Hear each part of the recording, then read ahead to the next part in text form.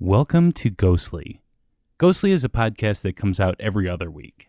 In each episode, we take a ghost story or paranormal event and look into its complete history. Rebecca then gives us evidence proving that the story is real, and my job is to debate those pieces of evidence and get you, the listener, prepared to vote on if it's real or not. If you haven't yet, please hit that subscribe button. And as always, we're your host. I'm Pat. And I'm Rebecca. I'm never Rebecca. No, you can't be. Sorry. There's only one. There's and only it's one. Me. What's been going on with you, Rebecca? Trying to enjoy the last of summer here. I made like a weird pear dessert that turned out really good. Oh, that sounds interesting. Yeah, I don't know how to pronounce it. I'm not the biggest pear fan. I'm not either, but yeah, there were some extra pears that my... Why don't you try to pronounce it, Rebecca? Clefautus? It's probably French, right? Probably French. Clefautus.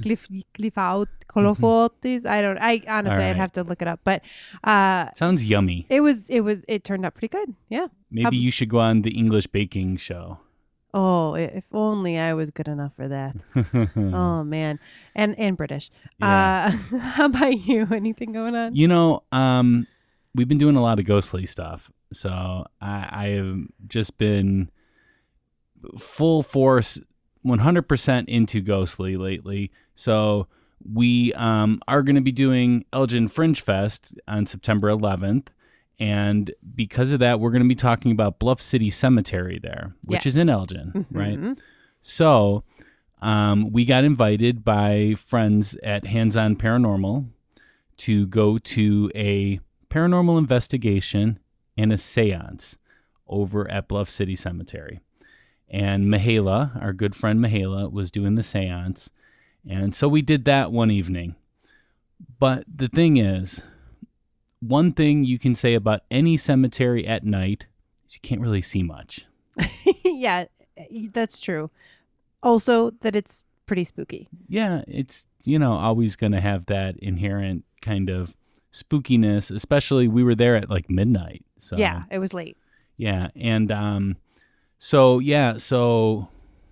we did do that, and then we needed to go back to Bluff City Cemetery to see it during the day because we didn't really see much. I mean, we heard about stories and stuff, and I can't wait to do this at Elgin Fringe Fest. Yeah, no, there's definitely things we're gonna chat about. It's gonna be super fun if you are in Illinois or if you want to come to Illinois, Midwest area or wherever exactly, and you want to come because Elgin Fringe is super fun. Yes. If you haven't ever been to a Fringe Fest, just weird, crazy shows, artists, cool, different things, pretty inexpensive. Yeah, it's very inexpensive. In fact, Ghostly is not charging anything for our show.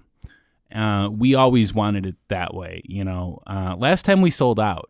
We did. So that was one of the options. Yeah. We could charge people to get in to see our show, and that would limit how many people are going to be there. But we didn't want that. So we went with we're gonna still do it, for free. And here's the thing. They are limiting how many people are going to be in there. Yeah, I want everyone to know, if you're coming, it is going to be as safe as can be, masks, and the capacity will be limited. So get there early. We might even have to wear masks while doing the show. Yeah, but it'll still be super, super fun, something fun to do. And you walk around outside, going to the different venues. But it does cost $3 to see any show there. That $3 goes to Fringe so that they can put on these kind of shows. Mm-hmm. They try to pay all their employees and everything like that, anybody that helps out in the show. And I'll be running sound for 3 different podcasts that day. Yeah, it's including Ghostly. Ghostly. It'll be super fun. But then also we have another really big event coming up, and that's the Roff House. And that's what this episode's about, right? Yeah, this is going to get us ready. So we did a Facebook Live with Neil and John, the owner of the Roff House, the current owner. And it was so cool that we decided we were going to make that an episode. So that's what we're going to be doing here. We do have some shout outs though, right? We do. And can I just make one quick announcement before we do the shout outs? Is that I am, or we are relaunching the book club, the Ghostly Book Club. So it's Book Club 2.0. 2.0. Yeah. Super, super excited. We're going to have it in October. Check your emails. You may already have an email, or we'll be getting one soon if you've signed up. If you need, no more lame books, right? No more. I don't think any book we've picked has been lame. Do you think any book is lame? That's also true. No, I do, but no, we're gonna have super fun book.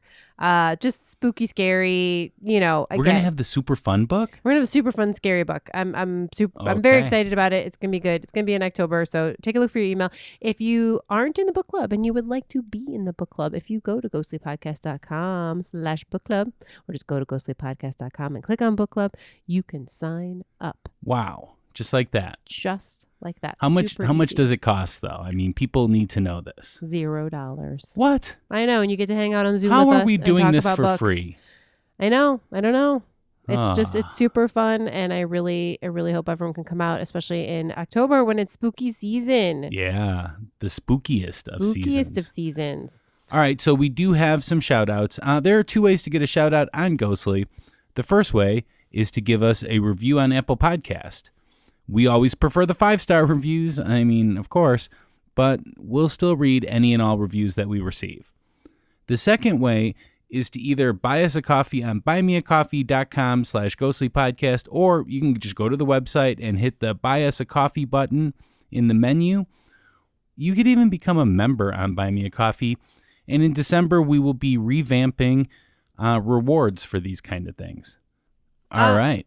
So I'm going to read our first review today. Oh, okay. Love the podcast. 5 stars from Joker CSLL.991. Wonder what that means, .991. I don't know. I love this podcast. I enjoy the content and the chemistry. It is a wonderful show, and I look forward to every show. Aw, that's Thank you. Nice. So nice. So we have 3, so I'm going to read the next one. And it is from Lindrig. Mm-hmm. And it is a 5-star review as well. My favorite paranormal podcast. Love the Pat Facts. So do I, of course. Love Rebecca's creepy tales. Love the debate.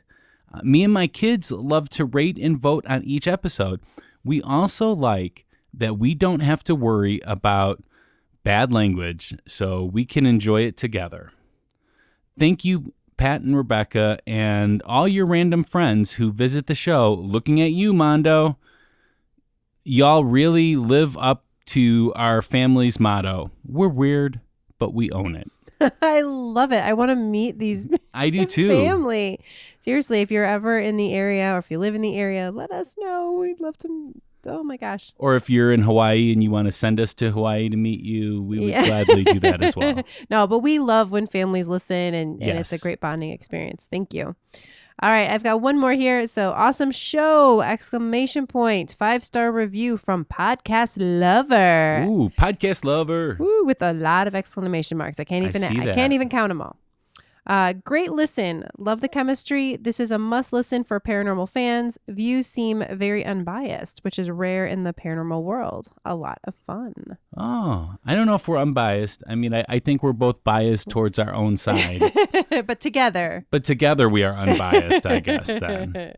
So, thank you guys so much for sending in those reviews. We really appreciate it. It helps others to find us on Apple Podcast, which is like the biggest podcast, or it was at least. I'm not sure if it still is, but one of the biggest places where people discover podcasts.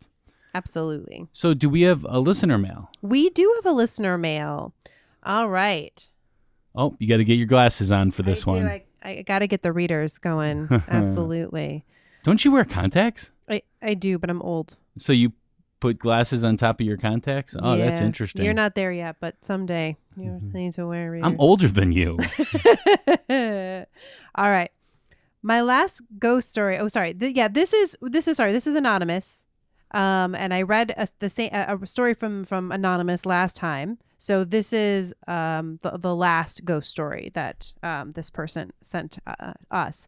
So this is they shared like some other stories with other people. So they say my last ghost story is my own. Ooh.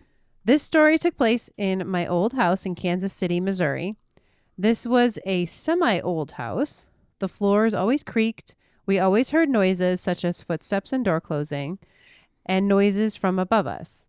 Anyways, my cousin Makara and I were downstairs playing video games. We were both home alone. Makara told me she had to go to the bathroom, so she went to the bathroom that was right next to us. About a minute after she went in the bathroom, I heard knocking on the bathroom door. Like, that would be really weird. I was about to get off the couch to help her since the door was a little tricky when I heard her say, Anonymous, stop knocking on the door. I am trying to use the bathroom. I thought she was still messing with me, but I realized the sound of her talking was right behind the wall that the couch was on and where the toilet was, and not by the door.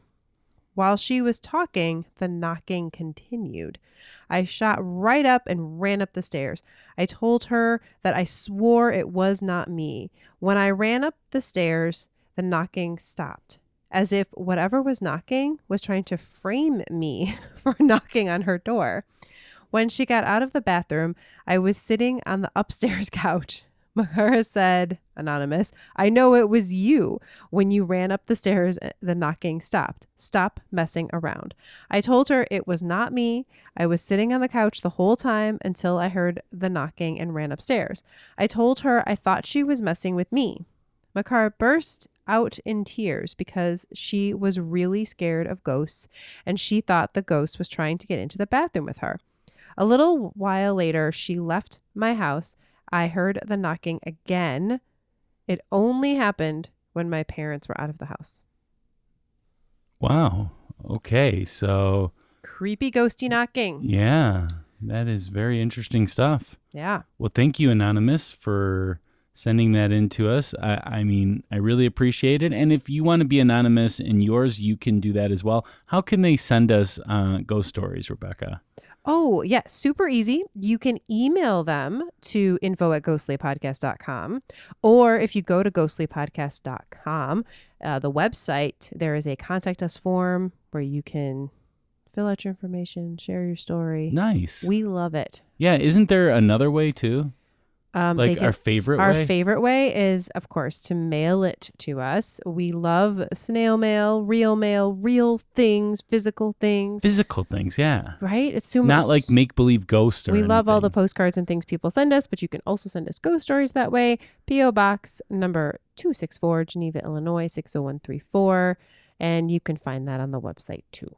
Awesome. Yeah, and the footer down there. So if you're driving, please don't stop and write down that address. Yeah. You can just scroll to the footer on ghostlypodcast.com and you will see that information. Yep. Most of the stuff can be found on ghostlypodcast.com. If in doubt, just go there. Just like you can vote in our polls on ghostlypodcast.com. And you know what? I won last time. So I want to read out the poll results of this time because I'm pretty confident. All right, let's do it. I'm ready. Fireflies and monkeys. Obviously, that's the reason why, right? Obviously. So in the last episode, we talked about Toyoma Park. Mm-hmm. And Rebecca asked us, is Toyoma Park haunted? So... let's look. What did the listener say? I'm pulling up our website right now. Oh, geez.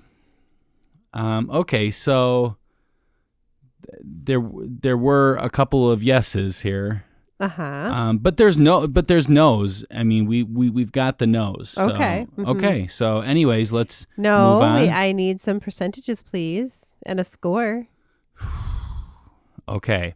One of them got 69.2%, and the other one got 30.8. I'm guessing that the yeses got the 60. Why are you guessing that? Because otherwise you would just tell me and you'd be gloating about it. Yeah, you're right. I cannot tell a lie. So Toyoma Park is, in fact, haunted, according to the audience. And 69.2% of the people said that it was haunted. Yep, that's pretty big. What was the score? So the overall score. So what's interesting is that we ask you, how haunted do you believe that it is? Because oftentimes people might say it's haunted, but it's not that haunted. Right. So we want to know, and we want to give you a chance to rate it just like we do, except you can't do a 0 like we can, like I do. Because not everybody could be as cool as me, right? And give it a 0. And software doesn't always work that way. But yes, software doesn't work that way. The overall rating for this one was 5.5. Ooh, so only a little haunted. Like it's haunted, but just barely. I will say that the no's pretty much did 3 or under. Okay. And the yeses were like crazy high. Oh, okay. So it really depends on who you're looking at, but I would say it's, pretty haunted, they say. They say. All right. Thanks, All guys. right. We appreciate the voting. Yeah. So we have a really interesting episode for you today. As I already told you, this is going to be a replay of our Facebook Live event with Neil from Graveside Paranormal and John, the owner of the Roff House. Now, this is just a crazy episode. It's just going to be crazy. So when Neil approached me, he started telling me the story of it. And what I do, and I think a lot of people do, is we organize what people say. So Neil started telling me the story of a girl that got possessed. And I was like, oh, okay, possession, exorcist, stuff like Demons. that. Yeah. Like, normal. Okay, yeah. That's the kind of episode we're going to be doing for this one. All right, that makes sense. And then later on, I found out more. And then he said, well, it was actually, so that person got possessed, died, and then possessed somebody else. Yeah, then that person possessed somebody else. So I was like, okay, well, that is like, the devil made me do it kind of episode. So that's the category I put it in my head. Mm-hmm. It's not at all that. So my question to you, Rebecca, are all possessions evil? Well, I would have thought that. Yeah.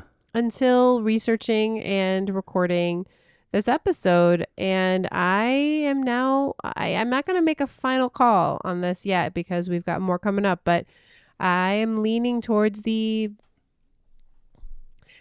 may not be evil. Yeah. I don't know that they're good. Well, or that's something that anyone wants to be possessed. But they may not be super negative. Malicious. There you go. That's the word. Yeah. So, this episode, Neil kept telling me that John likes to view these things as more like positive, like healing. Yeah, like spiritual healing. And I was like thinking to myself this whole time, I was like, how is a possession in any way like a healing? Mm-hmm. Well, then we talked to John and we found out, and man, this story is so good. I've never heard a story like this. Have you? No, never. This is just incredible. And I can't wait to go there. We will not be doing a debate in this episode. This is like part 1 of a 2-part series because we're going to be going there on September 18th. So I figure, why not do the debate after we actually go there? And we'll be taking part of a paranormal investigation in the house. So absolutely. We certainly don't want to debate until we have any evidence from that. But you're going to hear some evidence today. Yeah. In this episode, some awesome EVPs and other creepy things. Yeah, it is definitely interesting. This is going to be a longer episode. I do not think that this is a pretty tame episode. I don't think that you need to be warned in advance, although it is very interesting and it's very thought-provoking. Yes. It really makes you think about things. Yeah. And I will just say, John, the current owner, was very articulate. I think we both realized there's no way we could tell this story as well as he can. Yeah. All we did was just ask him questions and let him tell the story. And have our minds be blown as we got the answers to those questions. And we want all of you to experience that and then come and join us. Let's do some investigating at this house. Yes. Together. Investigate with Ghostly. Come hang out. We'll have hangouts. Wouldn't you love to see Rebecca roll her eyes at me while we're in an investigation? This is what I'm talking about. We're going to be hanging out outside the house, and then we'll be helping out doing some of the, going on some of the investigating inside the house. We're also going to do bingo. I guess we're also doing bingo. It's going to be spooky bingo. Spooky. We'll try to make it as spooky as possible, this bingo. You know what makes bingo spooky? What's that? When you do it in a spooky spot. Of course. Because then the ghosts could be the ones controlling. They could interfere with the numbers, They could interfere right? with things. Exactly. Wow. Okay. So this is our interview with John from the Roff House. And we're going to just play it in its entirety. Yep. And Graveside Paranormal, of course. Neil was great to invite us along for this. And I'm really excited about this. Yeah.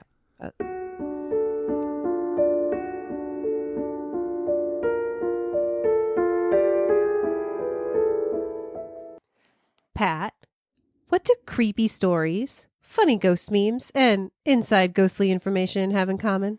My life. Well, yes, but no, it's also Ghostly Society on Facebook. Oh, yeah. I mean, that too, of course.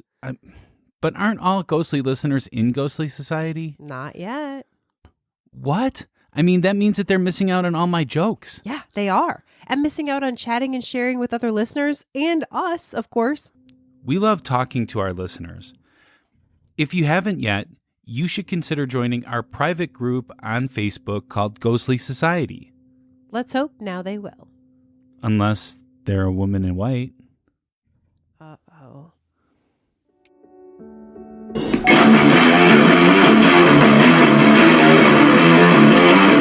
Hi, this is Neil with Graveside Paranormal Tours, gravesideparanormal.com, Graveside Paranormal on YouTube. How's everybody liking the tour tonight?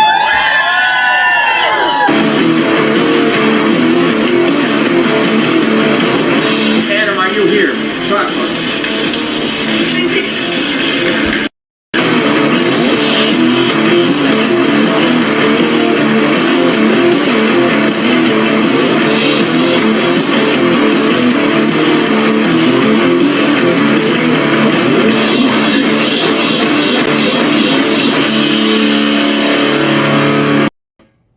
Hello, everyone. This is Neil with Graveside Paranormal Presents Spirits by the Graveside. Tonight's date is 8/26/21.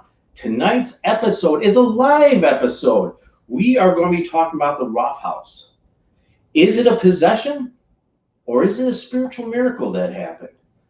Ladies and gentlemen, there's many forms of possession that actually happen.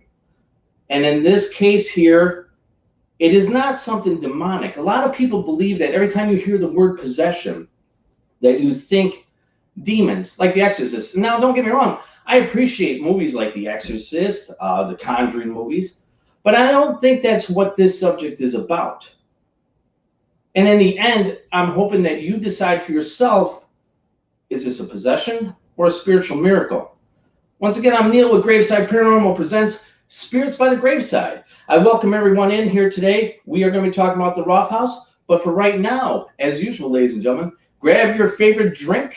Today's mine is Gatorade. Go ahead and pop that top. Take a little sip. Cheers, everyone. God bless.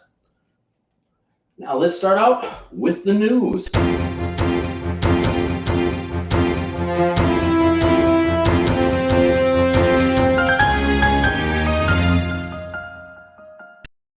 All right. Now, the paranormal news, usually what we do is we usually get the subjects and this and that from things that are going around the country. or the United States. But we are going to just talk about Parapalooza 3. We're only 23 days away from September 18th, as you can see up there. Now, we're going to talk a little bit about what Parapalooza 3 is going to be. We're going to have walk-through tours throughout the day. It'll be in groups of 6 to 8 at a time. You are going to start out at the top floor, go ahead and hit the main floor, and then you'll go down into the basement for an Anahata session. Now, just so everybody knows, and so I explain it well enough, what's going to be happening is you are going to receive some equipment. You're going to receive EVPs. When you're on the top floor, we'd appreciate everybody's quiet and respectful to everybody inside the house so that you can get the best EVPs. So you're going to be able to gather the evidence for yourself, and then you're going to head down to the basement where you're going to give the EVP to Steve. And Steve is going to send it to your email. Hey, Steve, tell me a little about that.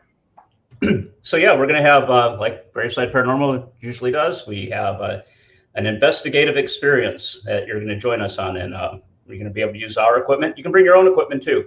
But we do have equipment for everybody. We're going to be trying to capture some electronic voice phenomenon. And Neil, later tonight, there's a sneak preview. This is a spoiler. We caught some really cool EVPs when we went to the Roff House. Yes. And we're going to share those with you tonight. Yeah, ladies and gentlemen. So just so that you know, tonight we're going to show evidence of the things that what we caught at the Roff House. Now, just so you know, try to put on headphones. It sometimes does help when you're going to be listening to some of the evidence, especially in the first video. The first video, we're actually getting a girl who is there with us as we're doing the investigation. It's a disembodied voice. Now, it's not a very easy thing to hear, but the EVPs are very clear on this thing. And the things that we got from the Anahata, I guarantee you, ladies and gentlemen, you're going to truly enjoy tonight. This is not all the evidence that we had, because all the other evidence that we do have, we are going to put it together with the overnight stay documentary. And we're going to put that together for the 12 people who are staying for the overnight stay. That is sold out. We cannot give away any more tickets because I want to make sure everybody's comfortable. If I did that, it wouldn't be good comfortable for everybody. But I thank everybody who did buy those 12 tickets. That's awesome. And for the other people who are coming out, it's $10. $10. You can't beat that. You're going to get equipment. You're going to be using EVP. Send it to your email, and we're going to be videotaping throughout the whole day. So that's right. And our custom build equipment, like the Anahata, which is right behind me, right there. And some of the other cool things is, like on our show tonight, Ghostly Podcast is going to be there. Pat and Rebecca are going to be doing what they do best, and they're also going to be doing bingo for us. So they're going to be doing out there a lot of fun for us. One of the reasons why I want to do things like a bingo, and we're also going to be doing a piñata, is because we want to bring in a lot of positive energy throughout the day. The more positive energy that we bring in throughout the day, the spirits are more receptive. And if the spirits are more receptive, you get more evidence. And that's what I want to do. So I want to try and make this a really good experience. We are going to have some food out there for you to go ahead and purchase while you're there. We have some tables out there, so if you want to sit and relax and stuff like that. We're also going to have a speaker. I'm going to be doing some speaking out there. We're also going to have Jack Chavez of Paranormal Chicago out there. He is going to be out there talking about a phenomenon called crawlers. No, that's not Jack. The first picture was Jack, but it's called a phenomenon called crawlers. It'll be a very interesting speaking engagement. He's writing a book at this time about this, and he's letting us go ahead and listen to him a little bit about this and give us a little bit of a pre-thing before his book ever comes out. So thank you, Jack, for coming on there. Now, we're also going to be playing Split the Pot for charity. We're going to be giving half the money to a one-time winner and the other half to the National Kidney Foundation. I always do something with charity. And this one here is National Kidney Foundation, and that's very close to Ghostly Society. So we are going to be doing that. And like I said, we are going to be doing bingos. We are also going to be doing raffles during the day. We're going to be raffling off some equipment as well. So a lot of people are going to be having a lot of fun. Now we're going to have our vendors out there. Now our first vendor who's going to be out there is Sias Jewelry. She's going to be out there doing what she does best. Mr. Jason Streets is going to be doing tarot cards. He's going to be out there. Dream with Me, Nina Cannon, is going to be out there. Mr. Ian Delinsky from Springfield Ghostbusters is going to be out there helping us along, and they're going to be sending the check to the Kidney Foundation for us. They're going to be out there with that mobile right there, that Springfield Ghostbusters van. I believe that's the one that they're going to be doing, not the cartoon one, of course, but they're going to have something like that. So they're going to come out there and have some fun with all the guests out there. We are also going to have Angel Cards by Chris. Angel, she is one of our main people with Graveside Paranormal. You're going to really love the work that she does. There has not been one person who has not walked away without a smile on their face. I guarantee you. Chris is awesome. She is great. And then we have our very own from Moonlight Bean, Carrie Bean. I love Carrie. She's going to be helping us out too. She's going to be selling a lot of her products, ladies and gentlemen. Please go out there and purchase that. Some of the other people, I was not able to get some of their icons. Fashion Pieces is going to be out there. Tina Treasures is going to be out there. CC Handmade is going to be out there. If I did not receive yours, I do apologize, but I just don't have it. So, and one other thing that we're going to be doing, when the sun goes down, we are going to be doing scrying.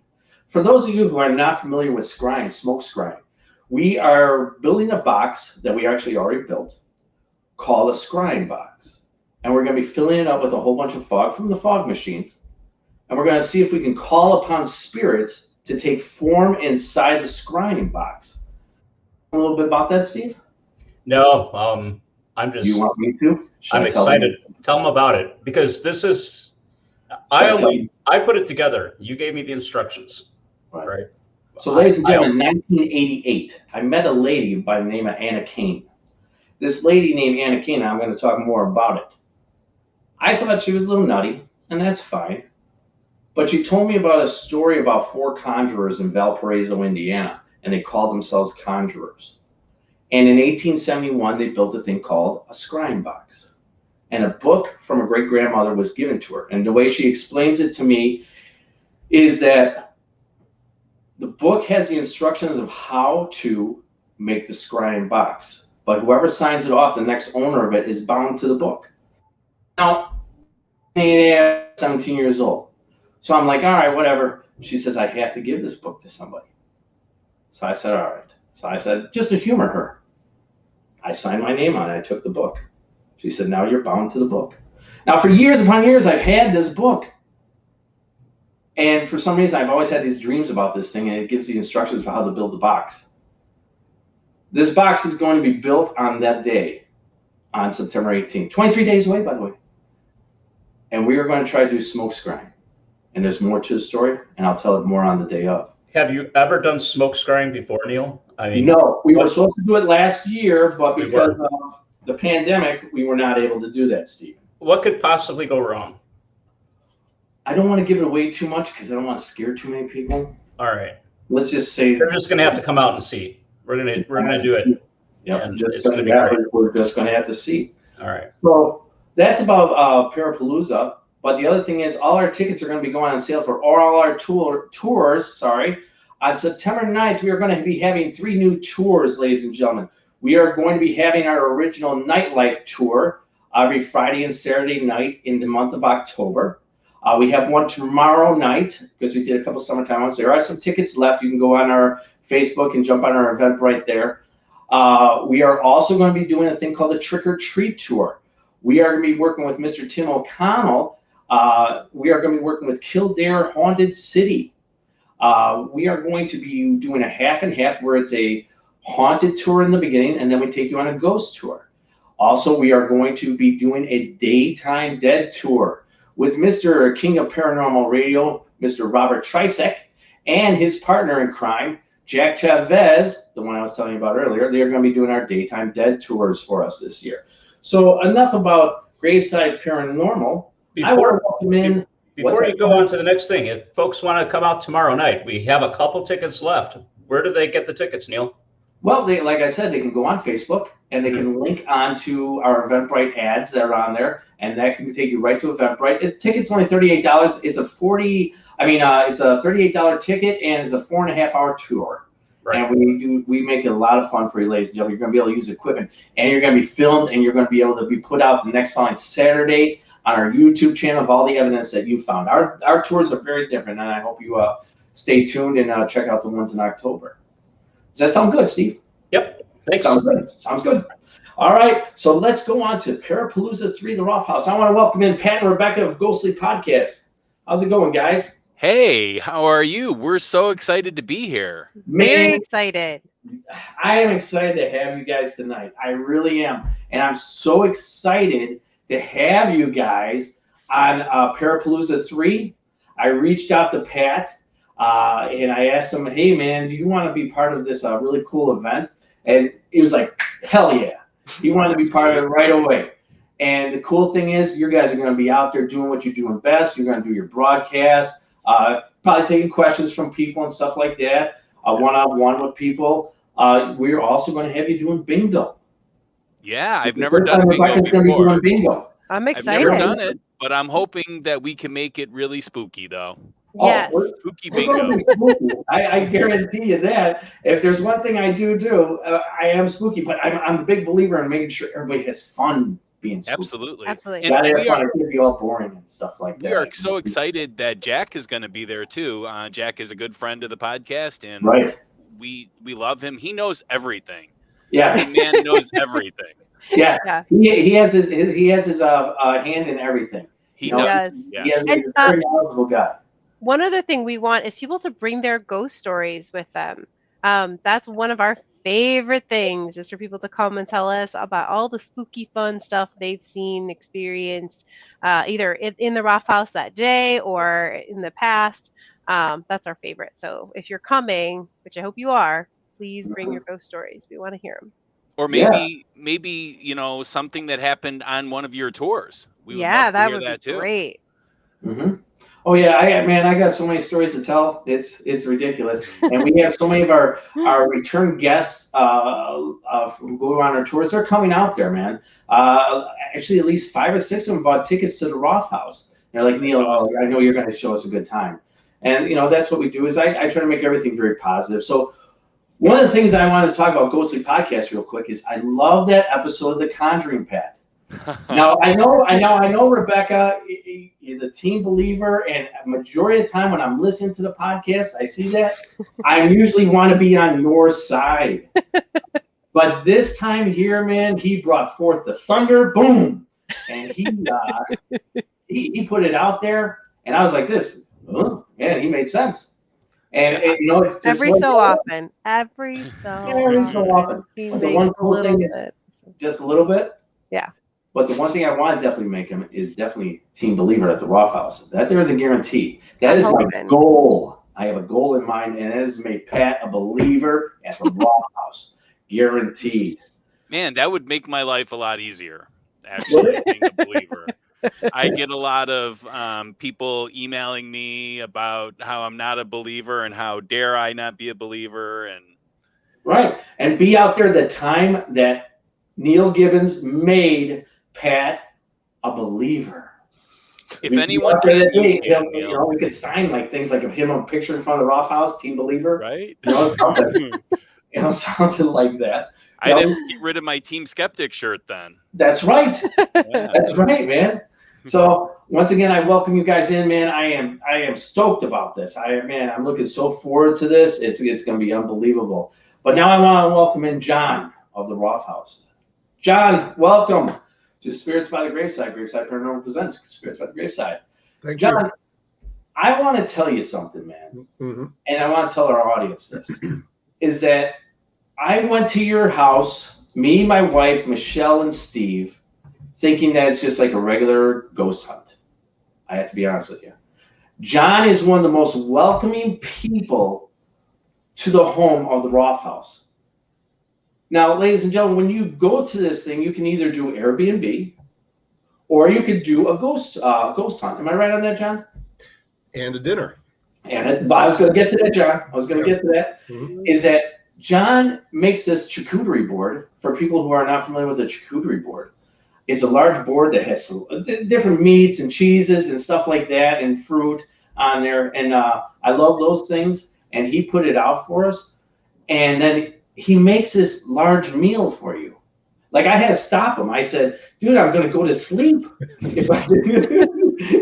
But the thing is that he made it so welcoming that like I thought it was one of the best experiences that I had going on a ghost hunt was going there. And the thing is, you go outside to the back end of the house where he has an all brick patio, and it's beautiful. And he has like a little waterfall over to my left if I'm sitting out there, of course. Mm-hmm.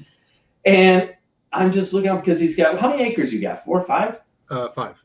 5 acres of land. Wow. And you look out there and you're just like, wow, this is cool, dude. I was telling him, I go, man, if I knew I was coming, I could bring a case of beer.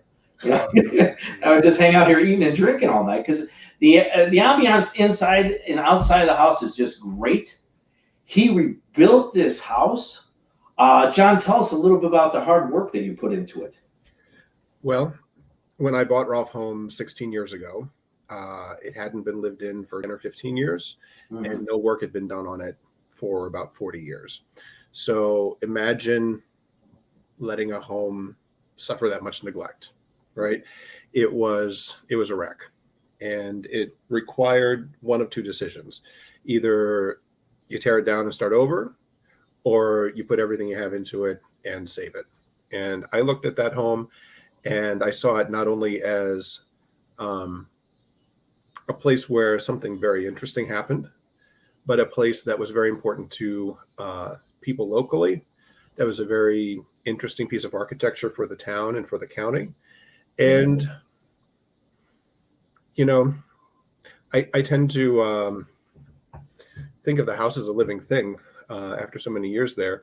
It was something worth saving. It was a thing worth saving. It was like a living thing that needed to be saved.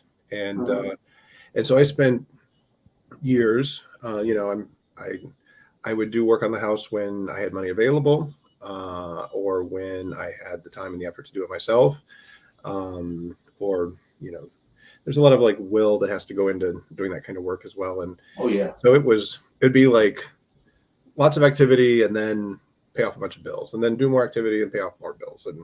And so it took about 12 to 13 years to get it to the point that it was livable and beautiful, and it was a reflection of what it was being. Again, I had to basically redo everything in the house. The first phase was stop damage from happening. When I bought the house, there were holes in the roof, and when it would rain, the water would just seep down through the walls, seep down through the wood, just seep through the whole house. So imagine that kind of damage going on inside a house. The walls were all plaster and brick. And so when I would, because of all the water damage, I would just reach over and I'd touch a wall, and the plaster would turn to sand and it would just fall off the wall. Oh, Lord, that's a lot of work. Exposed brick. Yeah, that's going to be a lot of work. The radiators, beautiful old cast iron radiators. Boiler system didn't work. The owner told me, not to expect it to work. So there was no heat in the house. The electrical was 70 years old. Some of it was 70 years old. Some of it was 100 years old. So basically everything had to be ripped out and we had to start over. And it was like just bare bones, right? Everything in the house. Or there were beautiful things with the house, like the beautiful wood floors. Those floors are phenomenal, yeah. And some of them had been covered over with plywood and then linoleum. And once I would peel that up, then I'd find like 5 layers of, prior varnish and paint and whatever else they would use on the floors back 150 years ago, 120 years ago. I think that plywood was put down about 70, 80 years ago at this point. And you were telling me that you're the 4th owner within the 100-year period, correct? Yep. And for all the talk of possession and demons and whatever negative thing people can say about the house, when people buy this house, they hold it until they die. And that's been true for the last 110 years. And now that it's done, now that I've tried to take every piece of it and put it back the way it was, so that when you walk onto the property, you are transported back in time, that you feel what it was like to live as a Victorian in 1868. You feel the weight in a good way of like the architecture of all the old wood, of the wood that was being cut down from virgin forests and turned into homes, of the solidness of of real plaster on brick walls.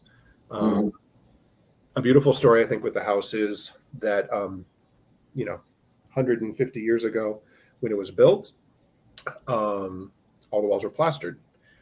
And there were 2 families in town that did plastering. So when I went to have the walls replastered, because I wasn't going to put drywall over them, I wanted it done the way it had originally been done. I went to the one guy left in town who plastered, and he was 85. And he came out and he said, well, I'm going to do this as my last project. Wow. I'm going to do this as my last project in my career. And I'm going to do it because it very well may have been my family that first plastered this house 150 years ago. And it would be a great end point in my career to redo a project that my family had once done. That's awesome. That's a really cool story. Mm-hmm. I see, that's what I'm talking about. The positivity that went into what you did. Okay, because you won the 2020 Illinois Award, correct? Yep. Landmarks Illinois awarded the house the Restoration Award. Right, Restoration Award. Yep, you won that, and it's the positivity that went into do that because you were bringing something back to life, man. And I'm when me and Steve first went there, and I didn't meet you. You remember I called you on the phone? I actually fell in love with everything just by looking outside. I ain't lying to anybody, man. Is that I called you like right away. I said, man, this place is amazing.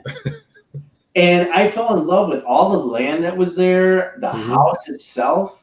Yeah. Ladies and gentlemen, when you come out here, and I know we talk about the word possession, and I know you brought that up again. Ladies and gentlemen, if you're thinking that it's something demonic, this isn't for you. Right. I'm not saying that you're going to get a teardrop and it's something like that. There are spirits there in this house. I know there is. The reason why I know is because of the evidence that we got. You have the positivity of the day that we're going to have, the positivity of John doing all that rehab to the house. And ladies and gentlemen, the positivity as we talk about through this is actually a very positive story. And that's what I love to, when I hear these kinds of stories, and I love to build upon them and just put them out to people. Ladies and gentlemen, yes, when you do come out, you are going to speak with spirits. That is a promise. I promise you that. Neil Gibbons' his hand that we will try to find as much evidence as we can for you. I know Pat's going like this. He goes, okay. No, I can't wait. I know, man. I just wish that your remodel had been like a reality show that I could have. Oh my God! It was a reality show, a very scary reality show. For me. What was your favorite feature that you remodeled? It's actually not an original feature. Well, I'd say there's 2. There's 2 features. One is people. I bought the house. The house was painted barn red on the outside. It was painted pink. Everything was painted pink on the inside. And people would say, what are you going to paint it? What color are you going to paint? And I'm like, I don't know. Like, I am not a creative person that, was born with the creative gene. So I have no idea. So I decided, kind of like the idea that the house is a living thing. And by the way, in an investigation, as an aside, I used to hang out with the people who do investigations at the house, the groups that would come. And this stretches back like a decade. And then for me, it got weird. Like I have a rule now, which is never investigate your own house. Understandable. Right? Understandable. And in one of those investigations, they were getting like very intelligent answers back. And we were trying to figure out who it was or what it was. And I asked, are you the house itself? And it answered yes. Interesting. And so, for a long time, I felt like I'm like the curator of this house. I'm the caretaker for this house for this time that I'm alive and I own the house. But that the house is like its own entity that exists and lives and breathes. So people would ask me like, okay, well, what color are you going to paint the house? And what color are you going to paint inside? And I'm like, I have absolutely no idea. So I decided to let the house speak for itself. And I would scrape down, I treated it like a giant jigsaw puzzle, and I'd scrape down and figure out what is original here. And so something like paint, I would, fortunately, nobody ever did anything to the house except paint over something else or paint or do something over what was already there. So I could just get underneath whatever was on top of something else and say what was originally here. So I scraped under, 7 or 8 layers of paint dating back 150 years. And I would get to the lowest layer of paint. I'd put it in plastic bags, little Ziploc bags, and I'd take it and have the paint analyzed with historic preservation contractors here in Chicago. And they would help me identify the original color scheme of the house. Wow. So I'm not a designer, but I was able to recreate the original style and the original color scheme of the house by just letting the house talk for itself, speak for itself. So when you come visit the house and you look at a color on a piece of wood, that's the original color scheme of the house. And in the vast majority of cases, that's where it appeared. And the house kind of feels like a calico cat, where you've got, these deep reds in one room and then these deep golds in another room, and then these deep greens in another room, and then 2 shades of tan that go through the house. And it's just this really earthy, colorful Victorian color scheme. So that was one of my, I guess that's one of my favorite things about the house, is just letting that color scheme, letting that original detail come back out. And then the other, it's not original, but it was an addition from a woman who lived in the house in the 1940s and 1950s. And I have a great deal of respect for her. She was, her name was Catherine Clifton. And she, at the age of 40 or 42, something like that, inherited farmland that comprised of 36 farms. And it was about the size of Rhode Island.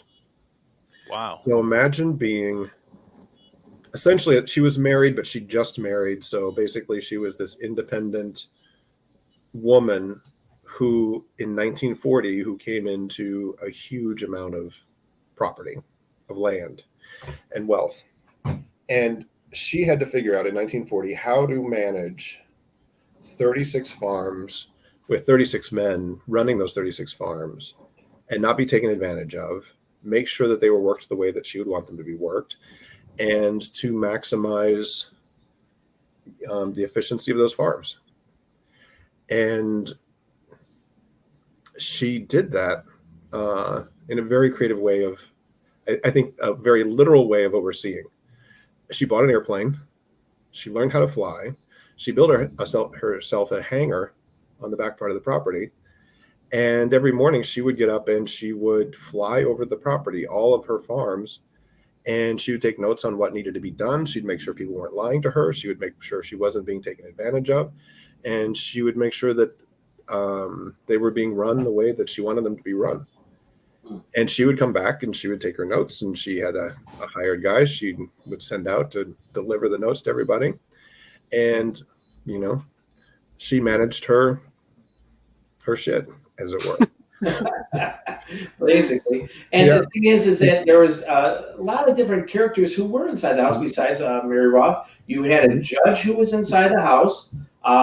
He got in trouble with some things. And then she was an owner of the house. Mm-hmm. So you've had a lot of back storylines of, and I don't know if I'm using the right word, character correctly, but they had strong storylines in their lives, and those leave impressions inside that home as well. So it's not just the story of Mary Roff, but just so that we understand, John, because you told me Mary Roff did not grow up in the Roff house. Correct. Mm-hmm.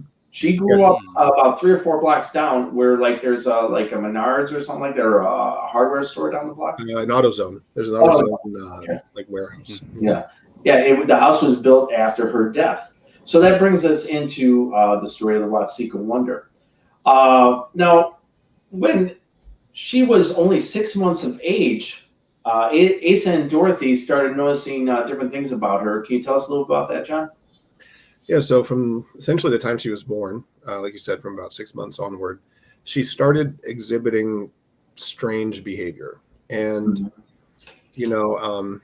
I've been around a handful of people in my life because I work in higher education. And so there'll be people on campus who have epileptic seizures, right? Mm-hmm. So I've seen several people have seizures. And to me, the way it's described in the story, it sounds like she's having a seizure Mm-hmm. in the beginning part of her life. And these things, so something like a seizure, something that seems like a seizure is happening from the time she's 6 months old until the time she dies. Mm-hmm. When she's 18 years old. Mm-hmm. However, in the beginning, it happens once every few months. And then as she grows older, you know, she's a few years of age, then it begins happening once a month, and then it becomes once, multiple times a month, and then once a week, and then multiple times a week, just, you know, increasingly bad, right? Mm-hmm. Increasingly worse. And her parents, imagine being in the middle of rural Illinois Mm-hmm. in 1855, and having a medical problem, psychological problem, spiritual problem, like however you want to think about this. Mm-hmm. Imagine having a problem like this and being in the middle of nowhere in 1855. Yeah, with no cars, no, you know. You got a Yeah. horse, and nobody within any distance of that horse will be able to help you. Wow. And so her parents took her to any doctor they could take her to who would see her. You know, they tried religious options, they tried medical options. They took her to an asylum at one point, and she was in an asylum in Peoria Mm-hmm. for a time. Any treatment they could take her to that they thought could help, they did. And so, but what happened? I mean, nothing Yeah. happened. It did not help her. Yeah, and so she, at the age of 18 years of age, she was put in the asylum. Now, I believe, psychiatry was actually still in its infancy, okay? I believe that, and you guys correct me if I'm wrong, you guys give me your own opinion if you wish. I believe there actually is a fine line between a psychiatric problem as well as some kind of possession or speaking with spirits. That's my opinion. I've worked in the realm of dealing with psych patients before, and we'll get into how Mary Roff would cut herself. Sometimes it is, I've met people who do that. It's to alleviate some kind of pain that is going on, some kind of distress that is going on in their lives, as well as she would also take leeches and place them on her forehead for bloodletting. That was something that was thought in the realm of psychiatry, if I'm right on that, John. And people believe that. So that's why I say that is very much in the infancy of that. Whereas you're doing some extreme stuff by putting leeches on your temples and stuff like that. And when she was put in the institution, in the Peoria institution, if you look back at some of these pictures, it's unbelievable, where they would put them inside these baths. And inside the baths, they would put them in there for like hours in a cold one. And then all of a sudden, think by putting them inside of a hot one, all of a sudden they're all of a sudden going to change. The only thing I'd be getting is going, oh my God, why do I have to deal with this cruel bastard? That's all I'd be getting from something like that. Well, in naturopathic treatments and stuff like that, they do a cold hot bath like that too. It's I was part of it once, and it was definitely something very jarring to your system. I'm sure it was. Yeah. I mean, it is freezing cold, and then all of a sudden you're just so hot you feel like you're burning up. Yeah, it's almost where you want to pass out almost. Absolutely. And then they would put them inside these small cages. And ladies and gentlemen, when I say small cages, I mean something like a coffin, and lock them away for days upon days, if not months. And they would put these boxes over their head to keep them not looking around or anything like that. I forget the word that I want to use, but they would do all these things in there. But I do believe there is a fine line between some kind of possession sometimes, or in psychiatry of what is wrong with someone. But once again, that's my opinion. I don't know how you guys feel about that. Well, Go ahead. I have a rule with the house. From 16 years of owning it. And it's don't be of weakened mind or spirit at the house. Mm-hmm. And so when I think about someone like Mary Roff, I see someone, let's say it did start off as epilepsy, and it was something medically explainable today. Mm-hmm. Over time, if that's happening more and more frequently, it's going to weaken your spirit. Yes. And then once you're of a weakened spirit, then what can take advantage of that? And, you can see, I can think of examples of that, of how it would play out in a human world among humans. But then couldn't that also be possible with a spirit world and this kind of intangible world that we might be able to interact with, or that can interact with us? And so, toward the end of her life, in the last few years, she began to show signs of not just of having something like a seizure, but she would go into clairvoyant states, and she could read envelopes that were closed. She could read books that were closed. She could, she would seem to be talking to things that weren't there. That maybe that's a hallucination, maybe it's something more. But especially the clairvoyance, like that's not explainable as something medical or as something that's epilepsy. And so I'm left wondering whether, whatever was going wrong with her, if it was so bad that it allowed something else to come in and take advantage. Yeah, go ahead, Rebecca, you were going to say. Oh, no, that I was actually going to ask about that, because I remember reading that there were some things that she did that were more unexplainable, I guess is the way to say, but I like your explanation. I think that, or at least as a potential explanation for what happened, because there did seem to be a change in her at a certain point. And then I guess was the sending her to the asylum just a last ditch effort to try to help her because things were getting so bad, or? Well, so she died in 1865. There's a census document that someone gave me from Peoria for the census of 1860, and it shows a Mary E. Roff in residence at an address in Peoria that has many other names listed against it. So imagine an asylum in 1860 in Peoria, which wouldn't have been Bartonsville, because Bartonsville was, I think, built in like the 1880s. But, it was probably like a big boarding house kind of style, or, a large building, but not as big as like the later institutions. And, she might have been she could have been in residence there then, right? So it wouldn't have been so much at the end of her life, but maybe more ongoing. There's references in the story that sound like maybe she went back and forth, or that she was there for many months and then it came back, and so it was more like a treatment that she underwent. So it's not really clear to me like exactly how much time she spent there, but I think it was more ongoing than it was just at the end. John, do you know if she actually died in the house? Because there is some discrepancy that she died at the asylum or that she died at the house. I think that it is ambiguous. That when I read the last lines of her story, it says that she came downstairs, she ate some breakfast, I think it was toast and a tea, and went back upstairs. There was a scream that was heard. People ran upstairs, and they found her splayed across the bed and dead. Now, that could have taken place in something that's more institutional, like kind of a boarding house that's serving as an asylum, and it could have taken place at her home with her family. It doesn't say, and Mr. and Mrs. Roff ran upstairs and found her, right? So I'm left wondering. I'm left with it being unclear. Exactly she died. Not that I think it matters much, for the overall story, but it's just kind of interesting that, we can't put a place to her death. So, Well, and I agree with you completely, John, and I talk about this a lot of times, is when we let our defenses down, either through drugs, alcohol, or depression like that, we do welcome in these things. I know, because I've seen these cases before, and you're absolutely right about that. You could be broken down. You have your forms of possession, where eventually you get oppression and you're getting broken down, and then that leads to something very negative in someone's life. So yeah, that good point, very good point brought up.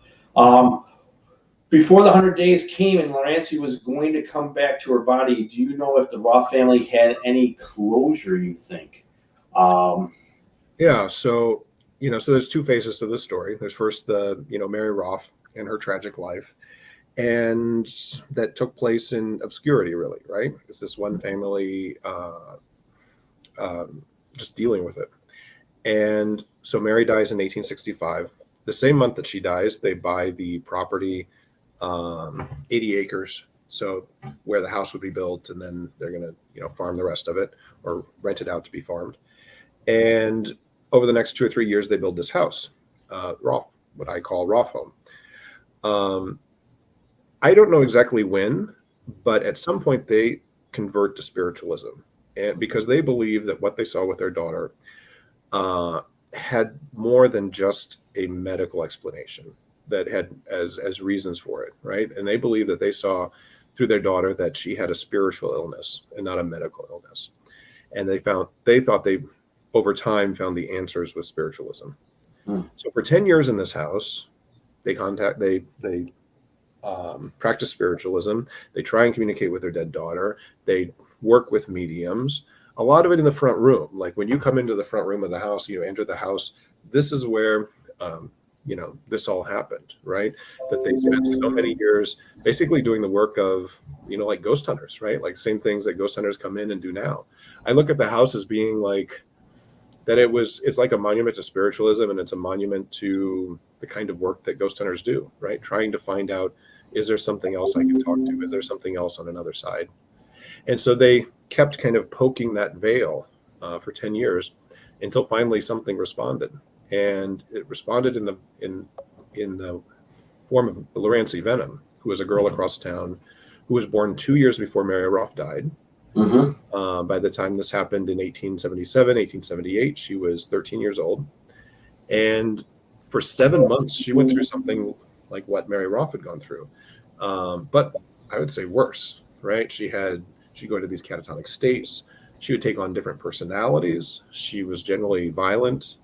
Her parents, they would keep her locked in her room, tie her to her bed. They would take her to doctors like the Roffs did with their daughter, and of course nobody could help her. Religious and people in town started rising up against her, saying whatever's going on with this girl isn't good, can't be angelic, we need to get her out of town. And the parents were going to send her away and send her to an asylum to live out the rest of her life there. And the Roff family, they heard about what was going on, and they said, if we'd only known then what we know now through spiritualism, we could have helped our daughter Mary avoid her fate. And shouldn't we intervene in this case and try to help this girl, Lurancy, with whatever's going on with her? So they make an appointment and they go and visit the Vennums. And it happens to be Mr. Roff and a spiritualist doctor who they've called to town. And while they're there visiting with the Vennums, Lurancy comes downstairs and takes on 3 different personalities. And the first 2 kind of come across to me like cranky old people. Right. It's not like evil and demonic, but it's like, I don't know, somebody cranky and old has died, and then that's like kind of the expression that comes through when they talk to her. And but then the third that comes through says that she's Mary Roff, and starts asking all these questions of the family of Mr. Roff. How's everybody in the family? How's Ma? How's Nervy, my sister? How's everyone doing? And I've missed you so much, and I've seen you trying to communicate with me at the house, and I'm just so thrilled to be able to talk to you today. And by the way, let me tell you what's going on with this girl. This girl is very ill, and the angels in heaven have taken her soul up to heaven to be cleansed. And while she's here with no soul, anything can pour into it. And usually something cranky or evil will be what will happen.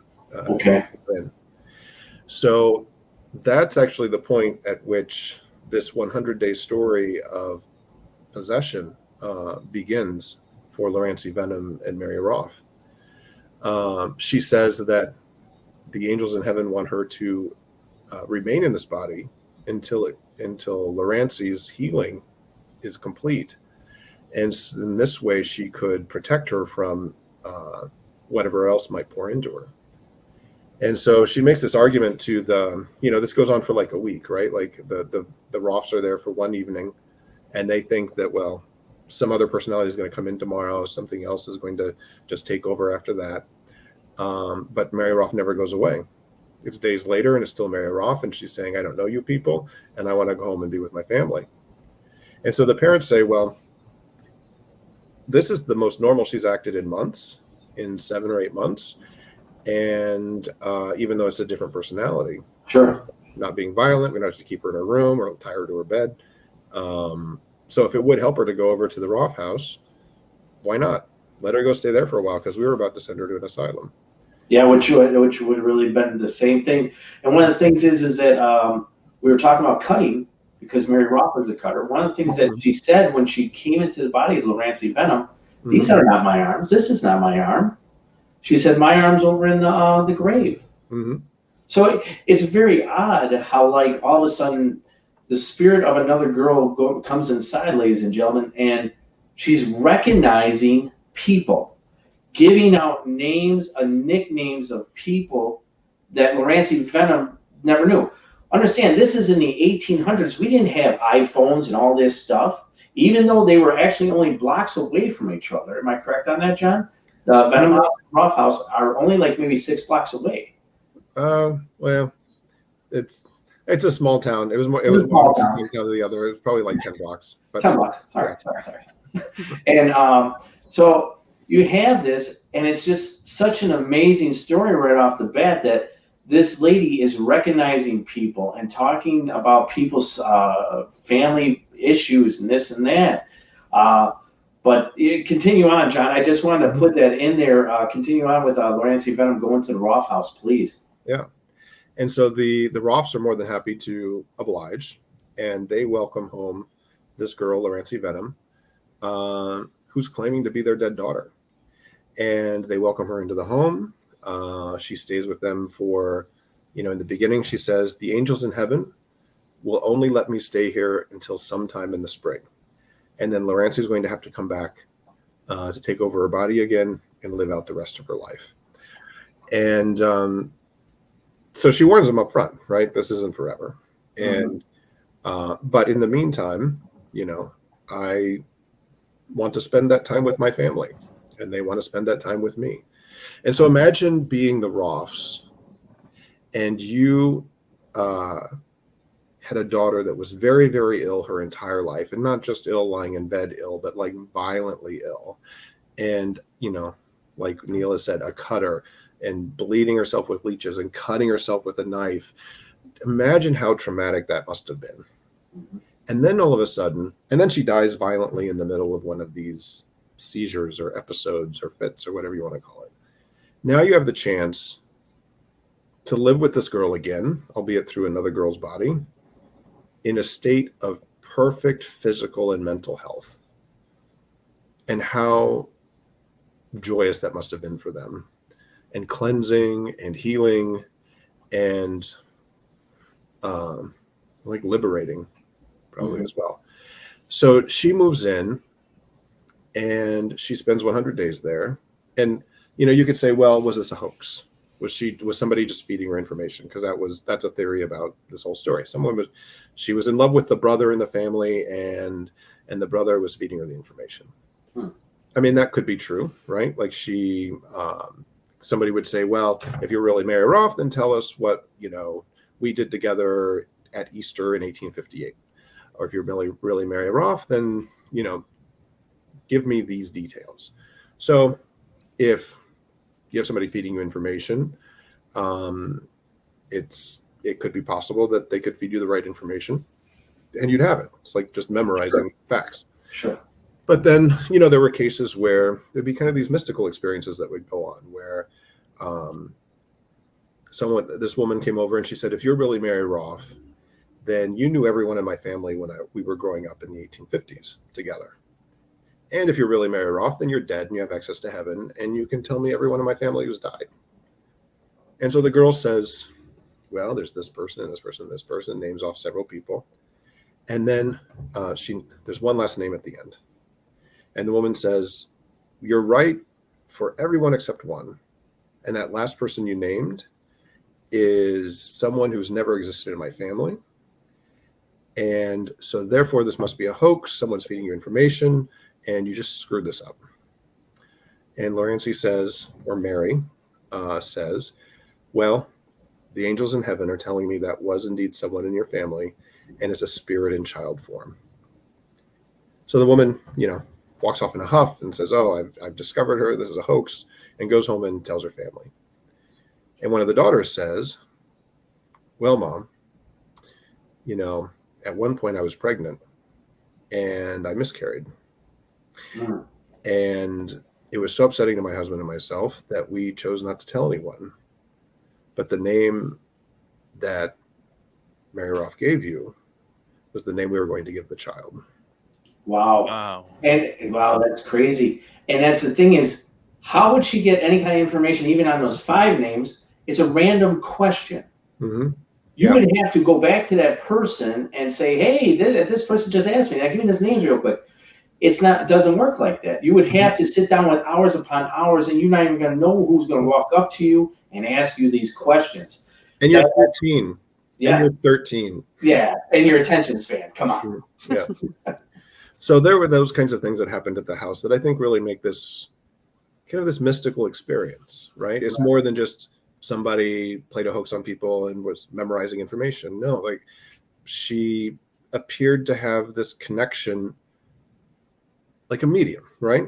And there's a theory with this story that I like that resonates with me, which is what happened to Lurancy Vennum is that she was born into a family where the female members had very strong mediumship abilities. And that what happened with her when she was hitting puberty is that she was coming into those abilities. Wow. And they were so strong that she couldn't control them. So through the intervention of Mary Roff and the angels in heaven, as they put it in the story, she was able to come to control these abilities and then go on to live out the rest of her life. And so in this story of, naming the family members and then, naming an unborn child that had miscarried, it's like evidence of that, right? Of like this mediumship that was going on. And so I see the story as this very touching story of 2 families, where one had suffered a tragedy that played out over 18 years, and then sought spiritual answers for that tragedy, and then had the opportunity not only to heal themselves by being of service to other people, to this other family and to this girl, but also then of this other girl who was very sick and had the chance to be healed herself through their help. And I really like that theory. That's really, really interesting idea and concept. I know that there were seances that were done in the home. So can you tell us anything about any of them? Like, what were they like? With the Roffs, you mean? Yes. Yeah. Because we've done seances since then, and yikes. Wow. So with the Roffs, they would have prominent people come over from the town and the county, because of course, you've got this circus playing out in your house of this possessed girl staying in your house. And of course, everybody wants to, have a piece of it. So prominent people would come over, they would host like dinners, and then they would do seances. And in these seances, the, Lurancy then would, like Mary Roff would leave her body and other spirits would come in. There was one episode where Lurancy's spirit, or Mary Roff's spirit, bounced from person to person around the table. Really? So basically went possessing each person around, in the seance. I would go through the story and I'd say, okay, what room did this happen in? This element of the story happened in. And I'd look for clues, right? And so during one of these seances, she gets possessed by this, or channels this spirit. I think I like the term channeling more than I do possession. Sure. There's a medium I know, and I hesitate calling somebody a medium unless I've really had experience with them and they really convinced me. There's one person I know as a medium who channels, and it's one of the creepiest things I've ever seen. And so the story reminds me of that. Like, you just start channeling somebody else's personality, just channeling that person, right? Like they're possessing you, but it's I think channeling is a nicer word. Yeah, because you're welcoming them in. So yeah, channeling. Yeah. And so it's like an old woman who like gets some like a knitting basket and starts to knit, and she starts commenting on the unique windows in this room. And I'm like, oh, that has to be the front room because it's got these floor to ceiling windows with the arched point to them, and very dramatic. And like, okay, this had to be here in this front room with these windows.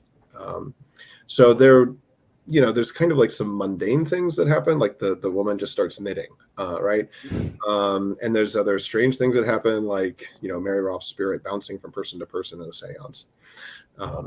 So wow, that is wild. Mm-hmm. Rebecca, do you have any questions for John at all? Oh goodness, so many questions. Actually, you know what? One, you mentioned the story. And I think I know the answer to this, but I'd love to hear this. Like, how do we know? I mean, you've talked a little bit about some of the research you've done as far as looking at census records and all of that. But kind of what's like isn't there like a book or something that was written where we get a lot of this material? Yes. Everything traces back to a pamphlet, or it was actually published in a journal in Chicago. And so, when they went through this story and they saw what was happening, the Roffs, and it's called the Watseka Wonder. So if people Google the Watseka Wonder PDF, Watseka Wonder, there you go. That's the original version of it. Yeah. And it was an article that appeared in a journal. I think it was called like the Psychosociological Journal or Psychospiritual Journal or something like that, out of Chicago. It was published 1 year after this story took place. And the Roffs were, they basically believed that what they saw happening in their home was evidence of what they believed as spiritualists. And so they wanted to document it so they could prove to the world that spiritualism was a correct view of the world. Right. And the guy who wrote the book, he was a hypnotist. Ah. Oh, wow. Okay. Oh. Yeah. Okay. At least that's what I read. John, did you ever hear that before? I've just heard him referred to as a spiritualist doctor. Okay, because I thought I read somewhere that he did hypnotize Lurancy. Am I correct? That could be true. I thought I read that. I'm sure there was someone that did it at some point. If it I thought it was him when like Asa Roff brought W. Stevens Mr. Stevens into the house. Originally, he was trying to hypnotize her. At least that's what I read. And that's what was bringing out some sound like that older lady that you were talking about. She was actually kind of vulgar about something. And Steve always gets a kick out of what's being said. You'll probably hear him giggle in the background right now. But the thing is that he was a hypnotist, and he was trying to hypnotize her to speak with whatever was inside of her, which is having Steve, by the way, is a hypnotist as well. And I don't know if he'll try to do that on the day off. We never know. But I just thought I'd bring that up. What about you, Pat? Do you have any other questions for John? Yeah, while listening to you, John, I'm fascinated by the story. I'm fascinated about you as well. What made you want to purchase this home? And like, I know that it's purely good reasons, but I just, what was that driving factor like? Well, back in 2005, I had moved back to Watseka. My father had fallen ill, and so I wanted to help take care of him. And I'd always had this dream of owning an old Victorian, not always, for a long time I'd had this dream of owning an old Victorian. And I thought, well, this will be easier to do in a place like Watseka than in a place like New York City, which is where I drew from. Oh, yeah. And I also thought, I've never been able to convince myself one way or another of whether, is Christianity correct? Is there a heaven or a hell? Is Buddhism correct? Is there anything more than this tangible world? Why should I couldn't convince myself I should be an atheist, and I couldn't convince myself that I should be this firm believer. And I thought, well, what better way to figure out if there's something more in this world than to buy an old house that's supposed to be a haunted house? Well, you're definitely going to find out something. Yeah. And so I thought, well, if this doesn't convince me one way or the other, I don't know what will. So that was also like part of it. And also I wanted to save this old piece of architecture, and I was really kind of fascinated by it. And I had this. It's a beautiful house. Mm-hmm. Yeah. And I have this view of in town, like in these small towns, not just Watsika, but in small towns in general, old buildings, unless there's a concerted effort to save them, they either burn down, fall down, or get torn down. Right. And I saw this as, the house as in that same trajectory, either falling down or getting torn down, especially. And so I approached the owners and, talked to them about whether they had a desire to sell the house. And they were like, yes, absolutely, sign here. And because they wanted to be rid of this house that needed so much work and nobody wanted to buy it. And so that's how I ended up with this house. It wasn't really planned and that my life would take this direction, but that's where I'm at. So. Well, I could tell by the background tapestry that you have that you definitely found a path in some kind of spirituality. So I really appreciate that. Well, and I think that the house has definitely convinced me. I'm not agnostic. Mm-hmm. The house has convinced me that there is more to this life than what we can touch through, than what we can see and what we can touch and here in this physical world. And I think that we have to have a lot of respect for what may be. Right. No, yeah. Totally agreeing with that. Totally. Can you tell us a personalized story of anything that ever happened inside the house, John? Mm-hmm. Of a paranormal one? Yeah. Okay. I could tell a couple of different stories. I'll tell one that is directly from me, right? So it's not like, oh, well, this person told me this, but or there's some investigation, but this is like directly from my own experience. And I love the stories where things come from different directions, right? So it's not just like, oh, I got this recording, but that there was a recording and then there was a medium and then there was something else and they all kind of came together from different directions. You say, well, how do you debate that? And so this woman I know who's a medium, she plays into this story. So back in, I don't know, it was like 7 years ago, I went through a sudden breakup. I was the one who was broken up with. And it happened on February 13th, unexpectedly. Oh, my God. Great timing, right? All days, right? All days. That's when you bought all your chocolates. Yeah. And at the time it happened, it didn't really like fully sink in. It was, it was going to be Valentine's Day. And so at the time I was working, in Chicago, and then I'd come back to Watsika on the weekends and go back and forth. So that weekend I said, well, okay, since I'm going to be alone this weekend, I'll rent a sander, because I was kind of doing a major project at the house at the time. I'll rent this sander and I'll go and I'll sand floors. And so I go through Kankakee, I get this sander. Of course, those big orbital sanders weigh just a ton, right? They're just huge. And oh yeah. And then it had snowed. It had snowed like I don't know, like a foot and a half. One of those Februaries where it was just really cold and polar vortexes and blizzards and everything else. And so it was kind of a treacherous line drive back to the house from Kankakee with the sander. And I get to the house and I pull in the driveway and I look up at the house from the end of the driveway. And then it hits me. It is Valentine's Day weekend. And I am alone.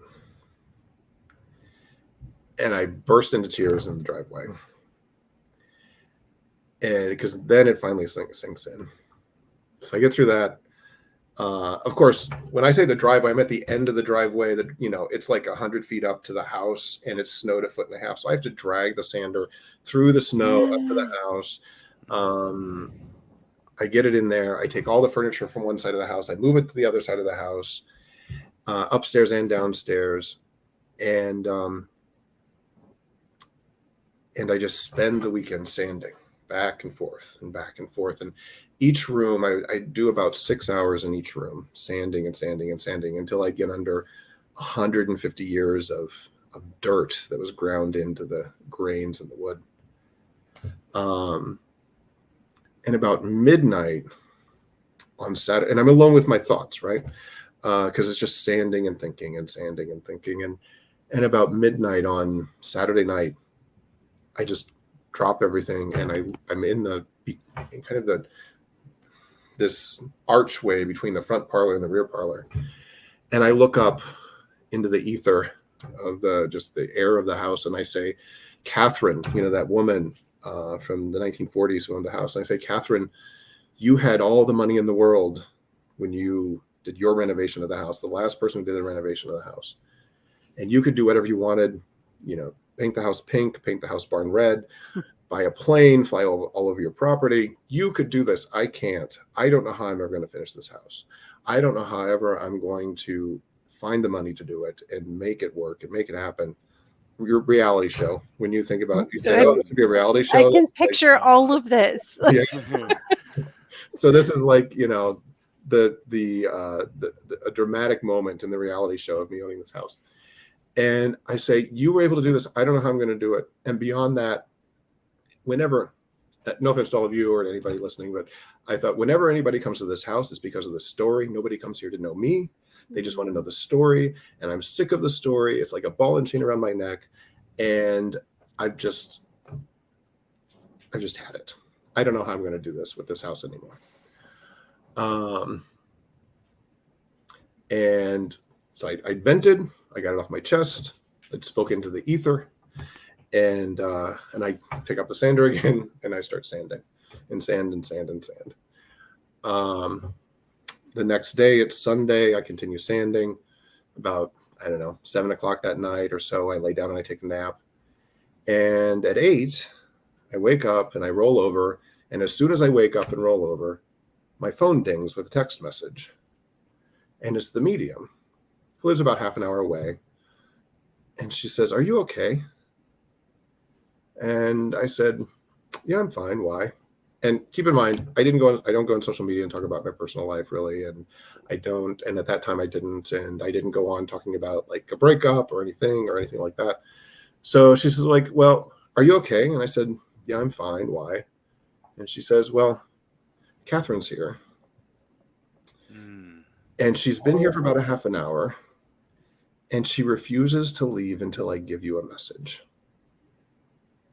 And that message is, she knows you feel sad.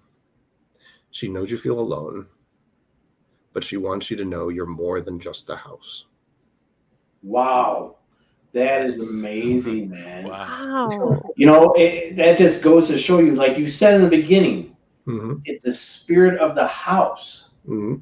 And it's drawn in all these different things. And when your emotions are brought out into that, mm-hmm. I like that story, John. That's a good story. I dig it. It is and I say, okay, if she's a fake, how do you explain that? Exactly. Wow. Can I tell? I love your story. But can I tell one little story? Sure. Yeah. Oh yeah, it's my show. All right. Yeah. I mean, this is what's amazing, and I go to there. I called John. I said, "Hey, listen, I got to go to Watsika. I got to drop off some posters and this and that." And he says, "All right, go ahead, do whatever the hell you do, Neil." And so I'm going there, and it's time for me to leave. I hit my GPS. I swear my hand to God on this. I even told him this. I put my GPS on to go to my home, and it's sending me in a different direction, but I wasn't paying attention, and I'm in front of the Roff House. So I'm like, all right, maybe something weird, all right? Because I originally set my thing for Roff House, okay? So then I go back into my GPS, and this has never happened before. I type in my address, and I start heading out. It reroutes me back to the Roff House. Now it happened the third time, and I call him, and I sent him a message. I said, "Man, this is freaking weird, man." I had to wait till I got out of the city limits before I could put that in. My hand to God on that. It was wow. You just couldn't get away, huh? I'm like, what is this? I go, this is weird. There is something definitely going on there. And what we want to do right now is we want to show you the evidence. First off, I want to make sure everybody kind of puts on some headphones. In the beginning video, you're going to be listening to the beginning because you're going to hear a lady's voice. I believe that she was following us around in the, on the second floor. I think most activity we're getting is definitely on that second floor. And then the Anahata, and I'm going to leave it for each and every one of you to decide, was coming up with names that are familiar to the home. See, like I told John in the beginning, I said, what sounds like sometimes that you cannot decipher, but when you go through all the evidence, and I tell a lot of people this, you might walk away from a haunting or something like that, but when you go through a lot of the evidence, that's when you pick up things that you're like, I can't believe that was going on while I was standing there. And then the third, the second thing is going to be EVPs. So please put on your headphones. Steve, if you're ready, roll it. There it is. Yeah. Wow. Right on the lamp. It's right on the lamp. It's always right on the lamp. And then if you look at the other lamp, come back a little, center it. There it is. Are you moving? Can you Or raise are there- your hand? Are there two of you in here? Can you raise your hand? Wait. Away.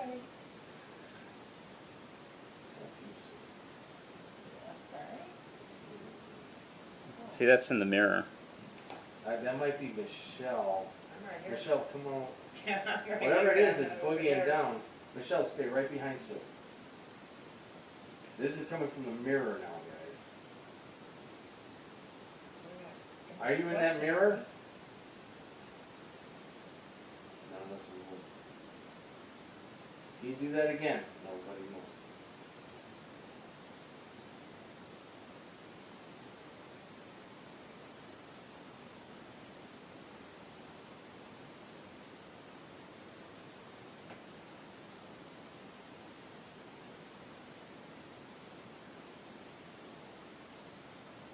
There it is. Showing up in the mirror. Doing some kind of dance. Now it's dancing for you. Imitating my dance moves. There you go, boogie down. So we're looking over to the right side. This is what it looks like in the black and white. You see the lamp right there. That's actually a mirror right there. For whatever reason, this is coming out of the mirror. Who's here? You should probably close that bathroom window. Who's here? That's Suzette.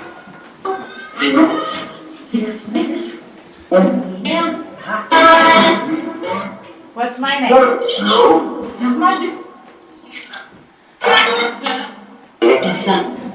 You keep hearing Venom in the background. Are you saying Venom? Are you saying Lurancy's name? You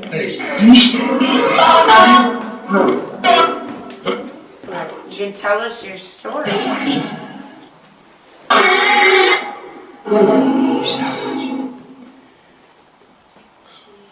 What two spirits, what's your names? They're near these lamps.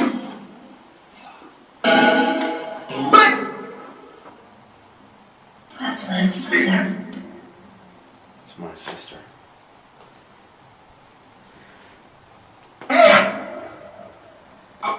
Tell him.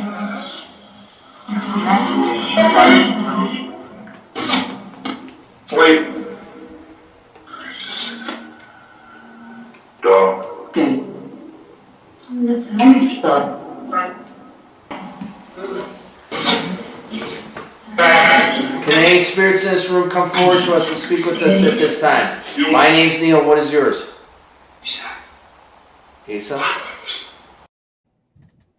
So that's the first video. What's odd about it is how the name Asa keeps coming up. The name Asa keeps coming up. The name Venom keeps coming up.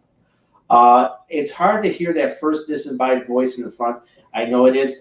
It's just I can hear things. Oh, and I was telling Pat earlier, I hear them in my left ear, and it's always my left ear. And I'm just, and Steve will tell you, he goes, "How do you hear these things?"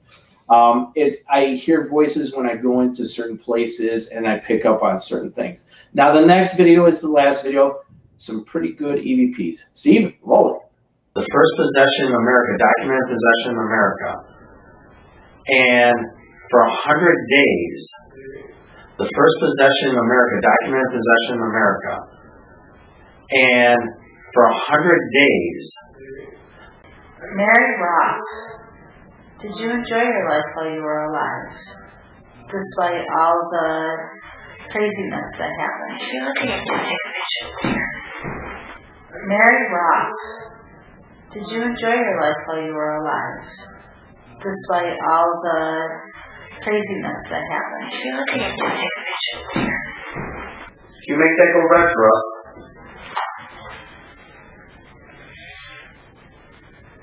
You make that go red for us.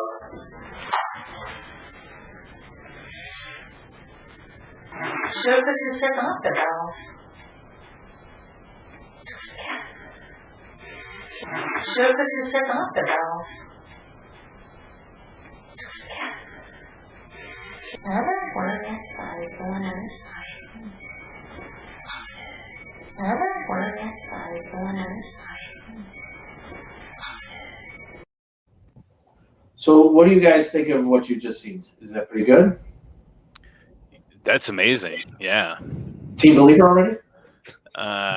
Not quite. Not quite there. Being nice. It's okay. Yeah. Yeah, you know what? And when we're talking about the mirrors and stuff like that, it's a thing called psychomantium. Psychomantium is a thing where people try to conjure things through mirrors. We've had it at different places like Whispers Estates, where people put up mirrors throughout the house, believing that spirits will come through the mirrors, back and forth through mirrors. What's odd about it is that figure was showing up, or at least the anomaly of an SLS. And then around that same time, you hear clearly, I'm sure everybody did hear that, take me to the mirror. Yeah, that was the spookiest thing for me. Yeah. Or just the one that I heard the most, I guess. So, yeah, I when I was listening to those, I was like, man, we caught some good stuff. And here's the thing is, that's not all the evidence we caught, guys. And like I tell a lot of people is, you'll sometimes walk away from places and go, I don't feel like I got anything. It's nothing. And then when you go through all the evidence, that's when you start going, wow, I didn't know that was going on when that was happening. And it's an amazing thing that happened.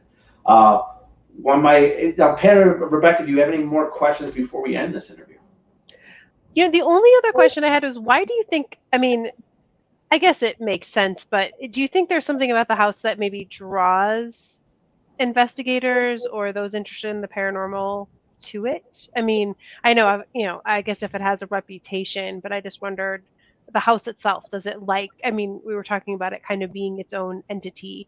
Does it enjoy having people in it doing the seances and doing the investigations, do we think? I feel like I think the answer is yes. And I feel like the character of the house has changed to a degree over time, right? Like when I bought the house and was first doing work on the house, in the first few months, I got the sense I was being watched a lot at the house, right? Like watched and observed, kind of like, well, who is this person we've never seen before? And, when groups started going through the house, and I mean, I literally could not be on the lawn without somebody wanting to see the house when I first got the house. Wow. And it's a story that I think, even though it's 140 years old, the story sits in people's imaginations and like takes up this piece of, what did the Roffs do? The Roffs wanted to know if they could communicate with their daughter. They wanted answers for what had gone on in this life. And what do ghost hunters do when they come to the house? They seek answers for whether there's something beyond this world, or, like there was a medium that Rick Hayes, who did an event at the house last weekend, and people come looking to connect with their loved ones who passed away, to get answers for things that happened in this life. And I think that the house is like a vehicle, like a medium in and of itself for that. And it's almost like it's the nature of the house, or the house was created with that purpose. And since the renovation work has, it turned a point where most of the like, let's say 70% of the work was done. It looked like a house again. It looked like the way it looked 150 years ago. From around that point onward, it feels like the house has taken on a different character. Like it's returned to, because it went through a phase where it was much more negative 10 years ago. And I think that, whether it's ghost hunting or life in general, I think we have to cultivate the kind of energy we want in our lives. And Neil has mentioned several times about like staying positive or cultivating positive energy or seeking that out. And I think it's the same thing with the house, like that story with Catherine, right? I mean, that's a very positive story. And I think that, over time, that kind of energy is what's come to inhabit the house more than let's say negative energy. The energy of a house that's broken down and neglected and abused and left in rotten decay, right? And now it's returned with vitality and spirit and a new life. And so I think, it's a beautiful house. It's been, I'll just say, beautifully restored. Pat myself on the back for that. No, go ahead. But it is a beautiful house. And so I'm glad that I've been able to return it to its prior state. It's on a beautiful piece of property. It's retained that character of being this homestead from the 19th century. The oak trees to the west of the house are, they were planted when the Roffs probably planted them. So it's just got this old Victorian character. And people come there now to celebrate birthdays, celebrate anniversaries, just to spend like romantic weekends outside of the city, and to reconnect with themselves. Like when I'm there, I can go outside at night and look up and see the Milky Way. There's animals all around me of just being out in the countryside, and I just feel like connected with the earth and more connected with myself. And I think that's what the house gives to people. And then also, connected with a more spiritual world. Right. And we want people to come out and experience that kind of feeling. And now if I could, I'd like to just finalize what I think is going on. I think there is a spiritual miracle that happened, and I think it happened to more than just one person. I think it happened to more than just Lurancy Vennum. I think that Lurancy Vennum, yes, the miracle happened with her, that she was able to come back after 100 days and live a long life, and she died in California and lived a long life. Mary Roff, Asa Roff, Dorothy Roff, could they have had a moment where they found forgiveness? And sometimes that forgiveness that's inside that we want to have, it does us all well for our soul. And the moment that we're able to do that, we're able to share that with a whole lot of people. And that's one of the things we want to do on the 18th, 23 days away, is that we want to share something like that. Like I said, ladies and gentlemen, possession is not just dealing with demons, and this ain't for you if that's what you're thinking. It's about spiritual healing. And the thing is, also, Asa Roff, yes, was a spiritualist. And like John said, this house is alive. This house is alive, and there's positive energy. And all of a sudden, we bring in all that positive energy. You'll get in what you put in. And you'll get out what is you're going to be able to probably catch on some of the evidence. And so I want to thank John for coming on tonight. I really do appreciate it. Ghostly Podcast, Pat and Rebecca, for coming on tonight. Thanks for having us. Thanks for having us. Man, this was a great show tonight. I was looking so forward to this all day long. I was swimming around my pool going, man, I hope I don't mess this up. So once again, John, thanks for coming on. Pat and Rebecca, thanks for coming on. And ladies and gentlemen, like always, boom. All right. Well, that's the interview. Amazing. I hope you guys liked it as much as we did. We had so much fun doing that, and we learned so much about the Roff House, and it really made me just like, I am so excited for that. Yeah, I know this wasn't a traditional ghostly episode, but we both felt that the interview was so amazing that we couldn't add to it in any meaningful way. But we will be back after the investigation to debate this, to recap it. Probably as a bonus episode. Yeah. Because we don't want to interfere with our regular scheduled episodes. Absolutely. But definitely be on the lookout for that. Yes. Towards the end of September. And again, join us. Yeah. That would be so much fun. I think the overnight is sold out. Yes. But they do these $10 ones where, I mean, you still get to do the investigation. It's just during the day. And you also get to see some paranormal vendors. So if you're into this kind of stuff, which you obviously are, you're going to want to see that. And you get to hang out with Ghostly and talk to us and tell us all your creepy stories. Absolutely. So in person. Absolutely. We'll definitely have links to things on all of Ghostly's social media. So check that out. But you can also go to gravesideparanormal.com. Absolutely. So I want to thank you so much for listening. Please share us with your friends and family, as word of mouth is our best advertisement.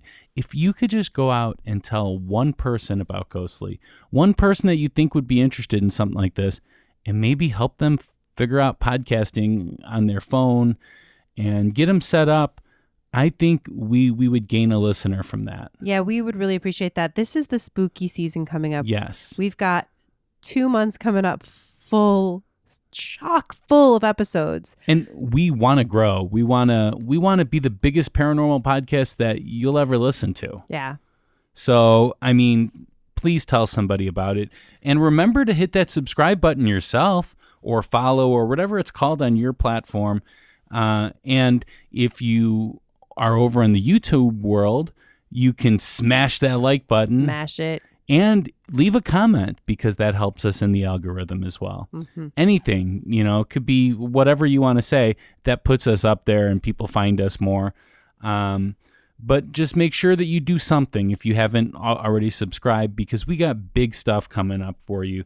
And speaking of big stuff, we will be talking about Bluff City Cemetery. We're going to play our Elgin Fringe Fest episode for you that we will record in front of a live audience at the Blue Box during Elgin Fringe Fest. And that's just going to be awesome to see people again as Ghostly. Right? Can't wait. Yeah, I can't wait either. And that episode comes out when, Rebecca? That is going to come out September 15th, right? 15th, I believe. Yeah. Yep. Yeah, again, so many episodes. So be sure you're subscribed, because we have so much coming out the next couple months. We are going to get you ready for the spooky season. November's going to be crazy as well. Oh my gosh. We're going to be closing out the year with a bang. And we do have an announcement to make in October about December's episodes. So you definitely want to hit that subscribe button so that you don't miss out on that. Yeah. All right. Well, until next time, Rebecca, stay ghostly. Bye.